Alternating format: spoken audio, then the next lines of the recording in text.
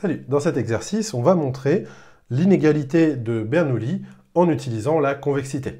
Parce qu'on pourrait la montrer, en terminale, normalement, on la montre en utilisant le raisonnement par récurrence.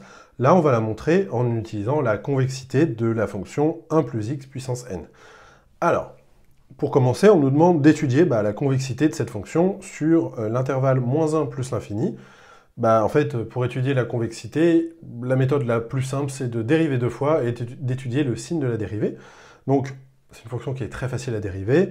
Donc, la dérivée première, c'est n fois 1 plus x puissance n-1, et la dérivée seconde, du coup, c'est n fois n-1 fois 1 plus x puissance n-2. Alors, le signe de ça, c'est assez clair. Comme n est plus grand que 2, ça, c'est positif. Comme x est plus grand que -1, ça, c'est positif.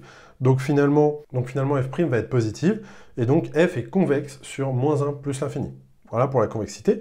Et ensuite, on nous demande d'en déduire que pour x plus grand que -1, donc dans l'intervalle qu'on a regardé, 1 plus x puissance n va être plus grand que 1 plus nx. Donc, je rappelle l'inégalité de Bernoulli.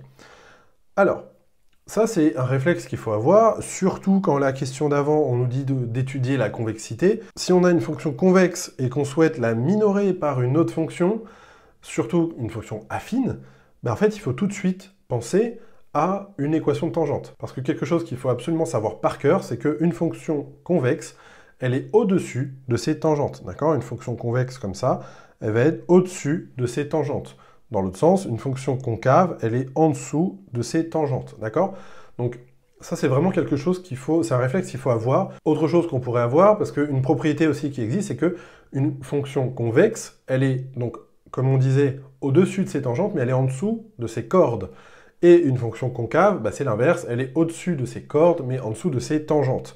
Donc, ça c'est un réflexe qu'il faut avoir, hein. Quand on veut avoir une inégalité d'une fonction concave ou convexe impliquant une fonction affine de l'autre côté, en fonction de si c'est une concave ou convexe, et de si on nous demande supérieur ou inférieur, il faut penser à soit une chorde, soit une tangente. Donc là, on a une fonction convexe, on veut qu'elle soit plus grande qu'une fonction affine, et là, la méthode, c'est de voir la fonction affine comme une tangente particulière de cette courbe-là, donc de la courbe de la fonction 1 plus x puissance n. Donc ça, c'est vraiment l'astuce qu'il faut avoir absolument, peu importe l'inégalité qu'on nous demande, du moment qu'il y a une fonction concave ou convexe et une fonction affine, il faut voir ça comme une chorde ou une tangente. C'est très important de voir ça. Donc, 1 plus x puissance n, on va le voir comme en fait une tangente. Donc là, on veut voir n comme le coefficient directeur, sauf que, étant donné que la dérivée c'est ça, on doit trouver une valeur de x qui fait que ce truc-là vaut n. En fait, quand on prend x égale 0, ça fait juste n, donc c'est la bonne valeur pour le coefficient directeur. Donc, on vérifie si le reste ça passe. Donc, 1 plus nx, c'est bien n fois x moins 0, parce qu'il fallait que voilà, on se soit au point d'abscisse 0, plus 1. 1, c'est bien f de 0.